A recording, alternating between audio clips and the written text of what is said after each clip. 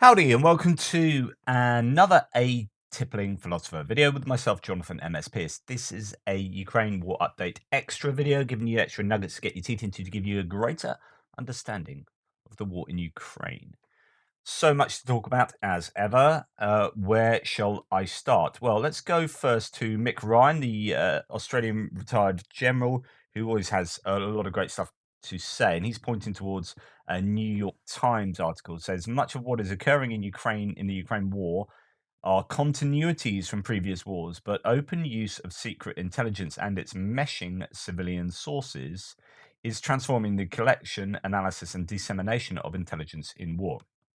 So there has been a change in how countries like America, particularly, are using intelligence and declassifying intelligence claims so that not just the public have access to them, but other nations and other players know exactly what America thinks, or the US thinks in this case, and can react in a way that America would anticipate by releasing this information. There's so many kind of second guessing what other people will do, and the idea that the information isn't just being released, for the good of humanity. There'll be a utility in doing this.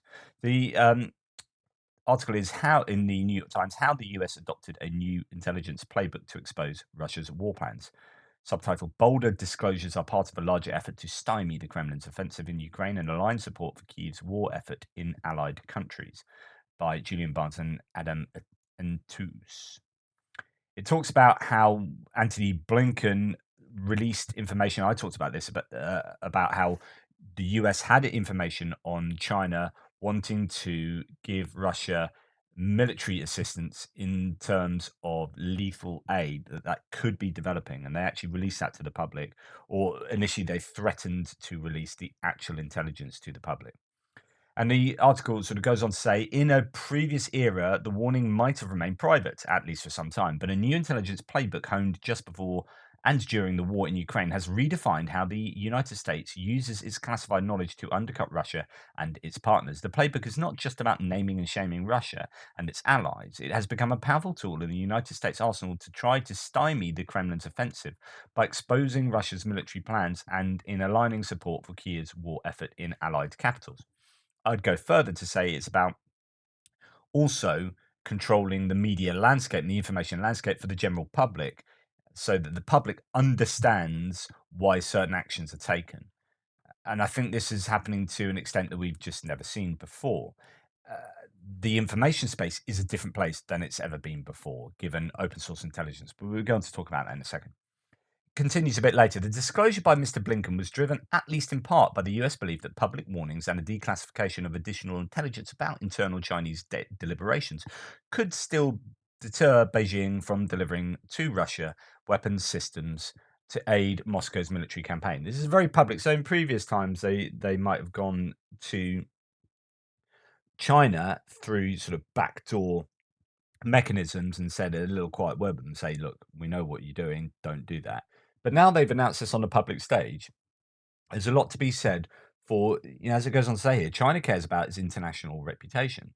So if the international world go, oh, China, oh, and people start thinking about, well, I might boycott China's goods and so on and so forth, then you are starting to manipulate the information space and the, the populations around the world in a way that doesn't benefit China. And China, this could really deter China from taking those actions. The claim was that China hasn't yet, and that was very clever of the US to say this as well, actually, come to think of it, is that they said China hasn't yet decided what they're going to do. And the more I think about this, actually, I just thought about this, the more that makes sense, which is like, China, you haven't decided what to do. Okay, well, we are laying out here this information that might influence you to decide what to do. And we'd advise you to choose wisely. China will understand this and will know that this might affect their cost benefit analysis of whether supplying lethal aid to Russia is the right idea, given that America are effectively threatening China here, but they are manipulating that public sphere and information space. The effort to declassify intelligence to expose Russia, the article continues, began just over a year ago when the Biden administration was trying to convince some skeptical allies in Europe that Russia was poised to invade Ukraine. The administration's new intelligence sharing strategy did not stop the Russian invasion, but it succeeded in revealing Russian plans and aligning major Western powers behind measures to isolate Russia economically and diplomatically. There's something to be said for being really open, isn't there? Uh, you don't want to get caught into a don't cry wolf situation where people don't trust you. So if you can be open and transparent with intelligence, then and you're correct in that, then the next time you say something, people are going to take you seriously. So the US and the UK both quite publicly said, yeah, we're pretty sure Russia are going to attack here, and we're laying this out in the public sphere. This isn't something we keeping quiet. We're going to talk about it in the media. Oh, no one believed us. So it was an attempt to try and convince people. And in the end, they didn't, probably because they just didn't want to believe that Russia would do that. And then Russia did that. So then that puts the UK and sorry, the US predominantly and the UK in good light in terms of trustworthiness of information they're putting out there. The article goes on later. Even though Russia was not deterred by the release of the intelligence information, what was achieved was that everybody was on the same sheet of music when the war started, said Kaupo Rusin, the Director General of the Estonian Foreign Intelligence Service, which has also released declassified information. So this is actually becoming quite a common thing. You know, places like Twitter and the social media and just mainstream media as well have become incredibly useful tools for governments to platform their thoughts and their intelligence that they themselves have gathered, as well as gathering intelligence from open source intelligence sources. The disclosures laid the groundwork for new sanctions by the US and Europe on Iranian drone makers. More information releases are likely, officials said, whenever Russia is close to striking a deal for new weaponry. In addition to calling out countries, it's really public shaming, isn't it? It's a calling out of countries who are considering supporting Russia. And I'm going to interrupt myself here. So you've also got to understand that calling out publicly is something that the East, if you like, are not very comfortable with. I remember reading some quite a lot of writing on the idea of guilt is a kind of Western thing, shame is an Eastern thing. I mean, these are obviously huge generalizations, but culturally, you know, public shaming is a big deal in places like China. And so, if you are going to do that in the public information space, then that will have more effect on China than it might have on other countries in the West. So, there are these kind of ideas of psychology that could be brought to bear here. Um, in addition to calling out countries who are considering supporting Russia, the United States plans to release information on Moscow's battle plans and preparations, much as officials did in the months before the invasion. Part of the reason, it continues later, the US government can disclose Moscow's war plans is because Washington based think tanks like the Institute for the Study of War or the Russia Studies program at CNA are scrutinizing various threads of information to examine Russia's movements. The surge of such open source information, which includes images from commercial satellites as well as reports from Russian bloggers, social media posts analyzing weapons found in Ukraine and other information, you know, this is kind of bread and butter what I'm doing or what I'm sharing, has enabled the intelligence community to make more disclosures, officials said. I mean, there's got to be this kind of calculation that, well, the information is pretty much half out there anyway. This is all kicking around open source intelligence sources. You can just go onto Twitter or Telegram and see video footage of this. So we might as well tell people and take the initiative ourselves, or before that gets out, take the initiative ourselves because it's going to get out anyway. I mean, half the people are walking around with mobile phones during this war, taking pictures of what's going on. So, you know, we can't fool people so easily. Deception is more difficult. Um, Arguably, although you can use social media to deceive quite effectively. But yeah, so A, it's going to get out anyway, and B, you know, there's an argument to say that we can manipulate or use information to our advantage anyway. Many declassifications have come when the intelligence community can find open source information that allows analysts to draw similar conclusions. US officials say they are not aware of any sensitive sources of information that have been lost as a result of the releases, at least so far. And it goes on towards the end of the article to say Mr. Biden agreed. So this is talking about Jake Sullivan and the release of information and not wanting, so back in 2021 onwards, not wanting to be a repeat of 2014. So Mr. Biden agreed and directed the US intelligence about Russia's war plans be declassified so it could be shared with a broad group of allies. Quote, he turned to us in the intelligence community and said, "You've got to share." Avril D. Haines, the director of national intelligence, recalled in a speech last week. "You have to go out there and start sharing because we've got to help them see what you're seeing." In contrast to 2014, when US officials were largely caught off guard by Russia's lightning seizure of Crimea, intelligence agencies saw that the 2022 invasion coming. As a result, Biden administration officials knew they had weeks, if not months, to lay the groundwork with reluctant allies and to preempt Moscow by exposing its plans. Quote, there were really strong arguments for going one step further and actually downgrading and declassifying some information so that we can also start to prepare the public landscape, Mr. Fine said. So that is what I was talking about earlier. You are preparing the public landscape. That's a great phrase to sum that up. The new playbook appears to be here to stay. Biden administration officials say they will continue to disclose sensitive information when it is in America's strategic interest. And of course, you can argue about whether that is the case and what information should be released, so on and so forth. I'm sure they do that. They obviously do that in the back rooms of the decision making mechanisms and institutions in the US and elsewhere. But we are certainly seeing a very different style of war and a very different information space than we've ever seen before. Sorry, had to take a little tea break there. Too much talking. Always the case. This is a thread by going on to something completely different now. It's a thread by Tetragami, another great thread on, and lots of people have been talking about this thread on how the Russians are doing war, basically, or their battles. So let's go through this. Russia, in fact, let's bring up the pictures here. Russian forces are revamping their assault tactics after experiencing failures with their current structure. The battalion tactical groups, BTGs, are getting replaced with a new unit called the Assault Unit or Assault Detachment, which I will discuss in this thread. So BTGs were these big, kind of have all different types of armor, all different types of equipment. It's almost like a one small army in one, and very arguably very beneficial to have it like that, but could be seen as cumbersome in certain theaters. And Russia appeared to have started this war with that idea, which is a new kind of formulation, new doctrine for them. And now they've just reverted back to older doctrines or perhaps adapting as we might see here. So let's have a look and see what Tatrugami is saying.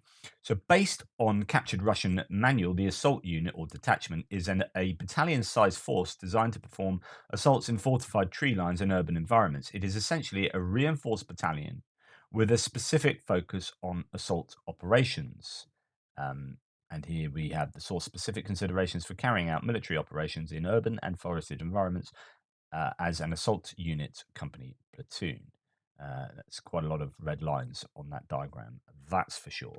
The assault detachment is customizable to mission requirements and consists of 2 to 3 companies, a command unit, an artillery support unit, and other groups: recon tank, EW, that's electronic warfare, AD, air defense, fire support, UAV drones, medevac, flamethrowing, assault engineering reserve, equipment recovery.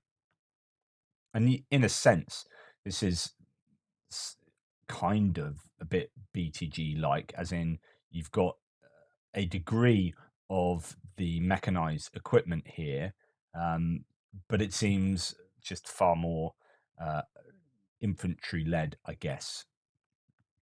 So as it continues, assault unit armaments: 3 T-72 tanks, 2 Zu-23. So those are anti-aircraft sort of heavy machine guns or autocannons. 3 man pads, 12 man portable flamethrowers, 6 SPGs, self propelled guns, 6 towed artillery guns, 2 AGS 17, so those are automatic grenade launchers, 2 cord HMGs, heavy machine guns, 2 ATGMs, anti tank guided missiles, 2 sniper pairs, and a Brem L. So where do we have all these things? So you can see all of these there. Those are those 2 anti-aircraft pieces of weaponry and the man pads, and the snipers, heavy machine guns. So like much more infantry led, but far smaller version of the BTG, if you like. Going on to the next part, the main unit of the assault detachment is an assault company consisting of a command unit, a UAV team, assault platoons, an artillery support platoon, a tank group, a reserve section, artillery support platoons, medevac section. So you can see these kind of things here.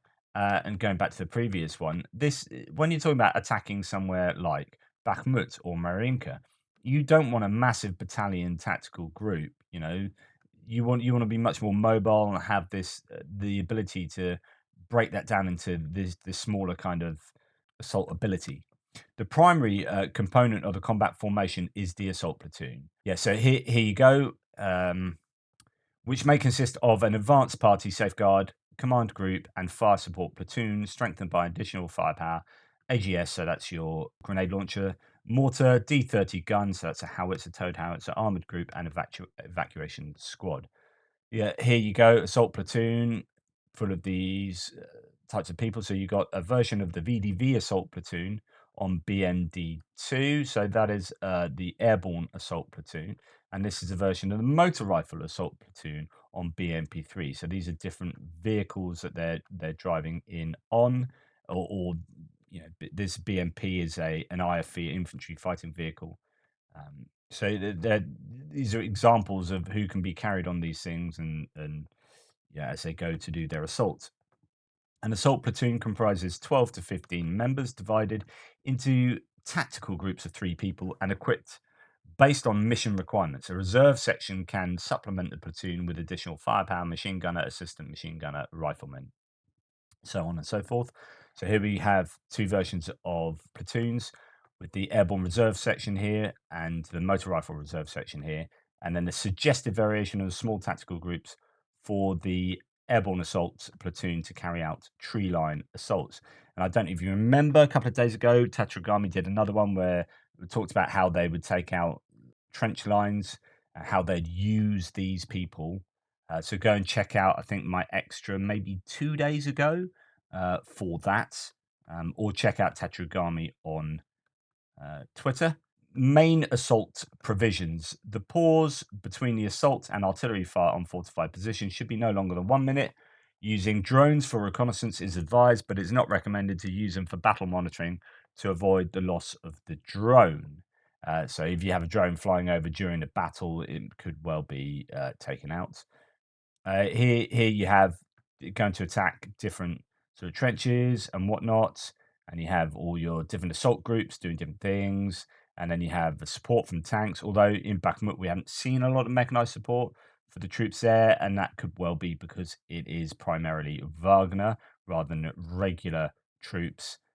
Command observation post that's sort of commanding everything that's going on, and then your evac area, that will be, medevac, getting your people out if it all goes wrong, that kind of thing. So occupying abandoned trenches is prohibited.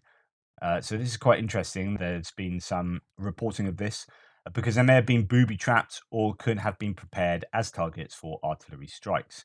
Assaulters cannot evacuate the wounded themselves. They must relay the wounded's coordinates to the evacuation team. We have seen footage of some Russians trying to evacuate their fellows and get them out there, but we've also seen far more footage of Russians not evacuating their fellow comrades. And this appears to be doctrinally ordered, if you like. So rather than thinking they're lacking humanity when we see this video footage, it actually appears to be what is expected of them. Assaulters cannot evacuate the wounded themselves. They must relay those wounded coordinates so that somebody else comes and does it, so they can get on and do the job that they've been tasked with, because all the other components of the system are interacting with them.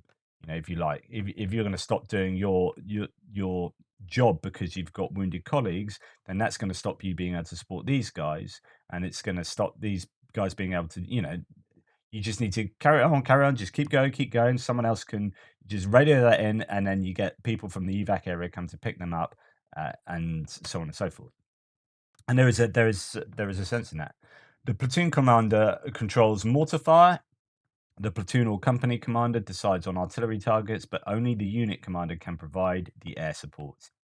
A recommended firing method for the AGS, so that's the automatic grenade launcher, is indirect fire with a preferred firing range of 600 to 1,700 meters. So, indirect fire is to say that they can't see what they're firing at. They're not in line of sight like it would be with a rifle, where you can see who you're shooting at. That's direct fire. A tank is most often direct fire, although they can be used for indirect fire by pointing their barrels up and firing over and hoping that they hit somewhere that they can't quite see. So the indirect fire of the automatic grenade launchers is how they're used, almost like very close mortar fire, I guess. During the assault, the armored group can act as a whole or be divided between platoons. The artillery support platoons' mortars are distributed between assault platoons, while the artillery gun reports directly to the commander. And during the tree line assault, the platoon should move in a diamond formation, which we saw sort of back there vaguely, should be formed in a diamond formation. During an assault, it is prohibited for an assault company or platoon to move through open spaces, and they should instead move solely within the tree line. The Russians are transitioning from larger structures such as BTGs to smaller, more agile assault units. However, they still rely heavily on artillery support. It is uncertain if they have enough scarce weapons like the 2S9, like mortars, like these automatic grenade launchers, and ammo to equip all units. And here, these are all the different signs for each of these units. And the decision seems to be influenced by Wagner's activities or advances, sorry, in the Bakhmut area and the decreased availability of vehicles and weaponry since February 2022. So, unlike the BTG, assault detachments don't seem to have a logistics or MLRS units in their structure. So, there's multiple launch rocket systems like the Smerch or the Grad. In an upcoming part, which I'll be publishing next week, I plan to expand on this topic further and discuss urban tactics and recommendations. I think this is pretty useful. It certainly gives you an indication, like I said at the beginning, that they are trying to do something that is far more agile. There are elements of the BTG, but they're just far fewer mechanized units, and that's arguably because they just don't have them. This is needs must. What they do have a lot of is human beings. So give the human beings a bunch of weapons, and then throw them in this way, and we'll support them with what we have. But they're smaller, more agile, and you could say, you could look at the pluses there. These are much more agile, not as many tanks, not this huge thing, but it might be that that's the only way they can be because they just don't have the mechanized equipment that they had at the beginning of the war. Okay, moving on to something else. Intercepted calls. This is by Dimitri. Sidebar: I'm going to be interviewing Dimitri at some point soon. He's very busy, hopefully within the coming week or so. And I might well be having a chat with Darren Geddes as well on his channel tomorrow afternoon. I'll let you know. Intercepted calls. There are three here. We'll talk through the third one. In a conversation, a Russian woman is livid as she cannot understand why civilians have to supply the Russian army with essentials. Absolutely. And what does that tell you? It's that they don't have the equipment to provide their army. It's the only explanation of this continued narrative that keeps coming up, that the Russian mobilized troops just are very poorly equipped. Russian soldier in the second one talks about how a drone attack that devastated a T-90 tank sent its turret flying. Also mentions a commander who sent 120 people to assure death without adequate reconnaissance. And he said there, as you can see there, actually, just dip into this one. He sent a group of 120 guys to some village, Shibaki or something, for recon. So this is down near Orkhiv in the Zaporizhia Oblast. They checked the village with a drone, saw nobody. All 120 guys entered and were all killed. Ukrainians are working properly. We are meant to be on the offensives, but we are being shelled instead. They want to strike. So anyway, I'll leave that one there because I want to talk about this third one. But that is very interesting when you talk about these figures of how many Russians have died each day when the Ukrainians come up with these hundreds and hundreds of Russians dying. And you think, is that really accurate? Where do these figures come from? Well, if that's true, and that's coming from a Russian source, 120 people died in one single uh, offensive, or not even really a proper offensive, moving into a town that they thought was clear. Russian mobilized man talks about the relentless friendly fire from tanks, guns, and artillery. He believes the life of mobilized soldiers is worthless as they're not provided with any equipment. Again, this is stuff that we've heard before, but I'm going to read through it again for your utility. So, person one says, yesterday we were digging potatoes. Today we're sent to war. No training. Some guys were in a temporary accommodation, got screwed. 400 people in one go. 400 mobilized from one city. Whole city is mourning. Yesterday, our own helicopter shelled our position. Second person, are they taking the effing piss or what? First person, tank attacked our position 3 times, also messed up the coordinates. I've already been under 2 tank and 1 mortar shelling. So this is the amount of friendly fire that's taking place. Almost got killed with an assault rifle. We went to get water. Our own drunk guy almost killed us in the back with a burst. So the second guy says, oh, for F's sake. The first guy, you go to bed thinking, am I going to wake up tomorrow? Then we ask a psychologist, why are we here? He says, I won't tell you anything. You're nobody. You're reserve. You still need to prove your combatants. And the second person says this is really screwed up. Yeah, we're being effed over everywhere, thrown to the zero line with no equipment. We have no thermal imaging, no night vision, nothing. I have a rifle and 5 magazines, 4th grade armor, which can be broken with shrapnel. And the second person says, F. Yeah, says the first person. Knee pads, helmet, and goggles. Everyone is fleeing. Everyone. Those with children who wanted to come here are all now writing papers to leave ASAP. Right. If this is bona fide true, and there's nothing to suggest it wouldn't be, yeah, you could say it's propaganda and they've recorded 2 Ukrainians talking, but I would cast doubts on that. This is a real problem for the Russians, and this is a damning indictment of their status at the moment. And when you're talking about, well, is this really an offensive? It doesn't look like an offensive. It's a bit rubbish. When you understand their troops have nothing, and they get shelled with friendly fire and this and that, and 120 people have been killed over there, and you're thinking, okay, this probably is the offensive, and this is all they've got, which is really troubling for the Russians, and great for the Ukrainians, obviously, and that's how that one ends. So yeah, really damning indictments, all of these 3 of the Russian war project.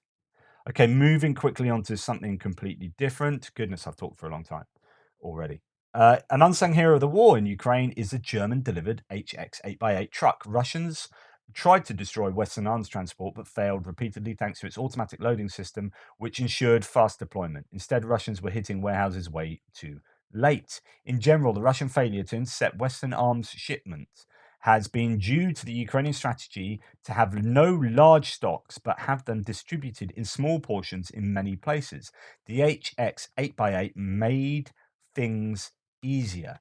This is the very important point that war is, you win wars arguably largely with logistics. If your logistics are screwed and you can't get supplies to your troops, and then those troops can't fire their artillery or their guns or drive their vehicles or eat their food. They're basically rendered useless. Logistics is hugely important.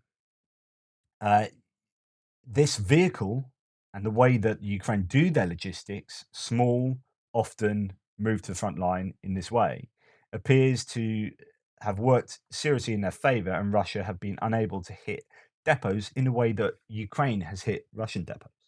HIMARS have been super effective for that. Let's go on to Justin Bronk and airplanes again. Remember, so he talked about jets. I played you part of a very interesting interview where he talked about, really, if you're going to give jets, it's going to be the Gripen. but essentially jets are kind of way down the list of priorities at the moment. Here are all the reasons, and here why F-16s aren't a perfect choice, and here's why Eurofighter Typhoons are not a perfect choice, and Tornadoes, and so on and so forth.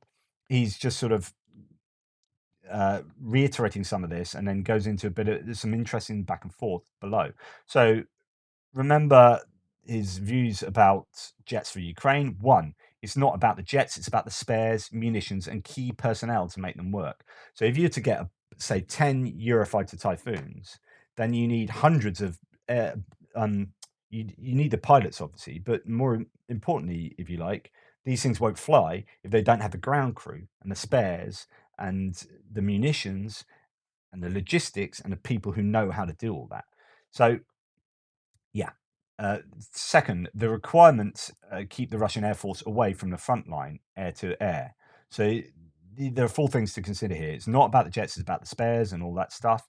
It's the requirement which keeping the Russian Air Force away from the front line, air to air. So they need to be able to shoot at other jets, air to air.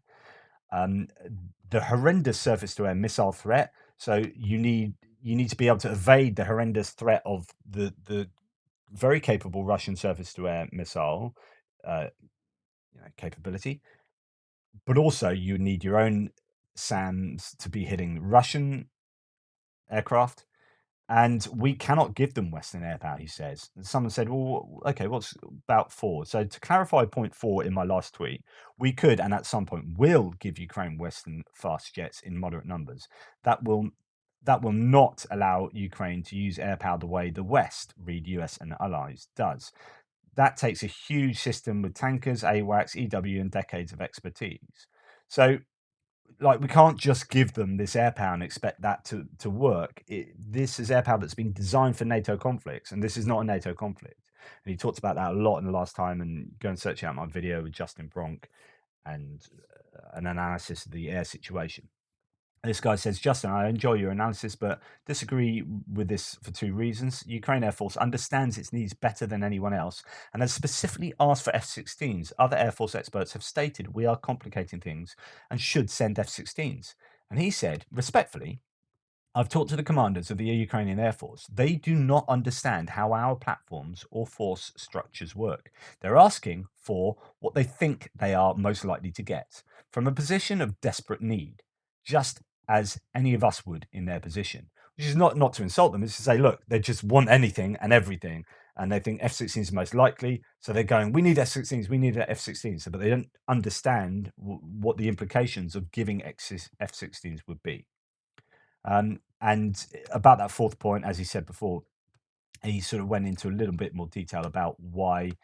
So the fourth point is we cannot give them Western air power because European NATO would struggle to establish air superiority over the front lines in the Ukraine versus Russian war with the surface-to-air missile laydown. With all our collective enablers, munitions, and decades of experience, let alone a few Ukrainian fighter pilots with a few months of training on Western jets. So he's saying that basically, with the combined force of NATO, you would struggle to effectively use those NATO aircraft with NATO pilots over that contested airspace. And it would take a lot. You would get there eventually, but it would take a lot of losses and a lot of work to do that. If you're just going to give a bunch of these to Ukrainians and expect them to overcome that themselves, then you've got it wrong. Um, so there you go. So let alone a few Ukrainian fighter jets with a few months of training on Western jets. So he does do a lot of replying to people on that, and I think I've changed my opinion to align itself with Bronk here because he's the expert, and I think he's given a really good account of how difficult it is to give these, and you've got other people saying really long range missiles has got to be much further up the list than these. You look at the hits on Mariupol over the last sort of week, and you think of the damage that can be done behind that 84-kilometer um, range mark, and there's a lot of hitting of depots and troop accumulations that could be done with missiles that can fire over 84 kilometers. All right, here's an MRAP, a mine resistant ambush personnel vehicle. ambush protection vehicle. So this is protect troops from ambushes, from mines. Look how absolutely shredded these wheels are, and indeed, some of the metal work, but actually generally in pretty good nick otherwise. This has done its job. I mean, that side's taken a bit more of a beating, but I would imagine everyone inside lived to fight another day, and that's the point of these. This is an MRAP having done its job. Might have taken a couple of mines. I don't know what hit it. There's a few bullet holes around it, but it's been involved in something, and it has done its job and is probably reparable. So you could have a look at getting that back up to spec. Right, I'm not going to do this now because I've run out of time. I wasn't going to do it anyway because I recognise I would be speaking for too long. But this is something I want to deal with in the next extra, which is here's Scott Ritter, someone I've talked about before, and I just can't believe some of his opinions. And he's got he must be a Russian shield. There must be something going on in order to come out with this stuff that is just so deeply problematic. His opening speech in this uh, panel discussion that the Defense Politics Asia had with history legends Sanya Florida and Scott Ritter, that opening chat, his opening piece was really fundamentally wrong for so many reasons, and yet people lap it up. If you're pro-Russian, you're going to lap it up, and all I can think is that he's saying that because he's getting paid to do it or something. I don't want to. It's a complete speculation, of course, etc., etc. So I don't know, but I can't understand the rationale of saying those things and actually believing them if they're so obviously wrong. And I talked about his lack of understanding of causality in the previous video I did on Scott Ritter. And then you look at someone like this, and this has been pointed out to me, this video, as a really good interview. So this is a chap called Timothy Schneider, who's a professor of history at Yale University and author of the book The Road to Unfreedom, Russia, Europe, and America. This interview for PBS, Frontline PBS, is absolutely fantastic. And this is someone other countries. oh, for goodness sake, who knows what he's talking about. I could play you every minute of this video and talk about it. It is very good. And then you compare that to, like, it's NATO's fault for expanding, and Putin, as he said in his previous video, there's not a corrupt bone in Putin's body. It's like, dude, like one of the most corrupt humans. How can you get that so wrong? How can you be saying such nice things about someone that kills people on a whim? And there is no democracy in Russia, and yet you are espousing the political. Oh, I don't. Right, I'm getting myself annoyed. Anyway, Timothy Snyder has a much greater understanding of the geopolitical landscape of the region and what happened with both American politics and Russian politics in how 2012 onwards and before, the Euromaidan protest and the lack of action from the Americans around 2014, all that stuff. This guy knows his onions. This guy seems to want to blame NATO and keep Russia completely exonerated from causal responsibility and moral responsibility. Massive problems with that. And this guy I could listen to all day. Is it because he aligns with my views? Well, no, I align myself to his views because his views seem to be the most rational. I will be taking on a lot of what he says as because it's clearly well thought out, and he knows what he's talking about. Anyway, I advise you guys to go and watch Putin and the President's Timothy Schneider interview with Frontline PBS. It's a very good interview. And on that note, thank you so much to all the people who have been supporting the channel. I just want to give a very public thanks again to awesome supporters of the channel. Jan Narkovic, particularly, what an absolute legend. Thierry Schmidlin, again, brilliant. Misanovic, Nicola, Garage 24, thank you so much. And to people on Buy Me a Coffee as well. Egon Fredrickson, Diana Cusack, Someone. I loved Someone. David I, and Ben A, Bill N, Someone, and someone else. So really appreciate all those people who support the channel, but also the channel members as well who stuck with me. So really appreciate them. Thank you to those who have joined this channel here. I know that I will be returning back to ATP Geopolitics, but Andrew Waters, Mournful Owl, Bill Nicodemus, Deval de Bistou, really appreciate you all. Thank you. You allow me to keep doing this, and I will keep doing it despite how long it takes me a day. But no, really appreciate it. Thank you. Take care. Speak soon.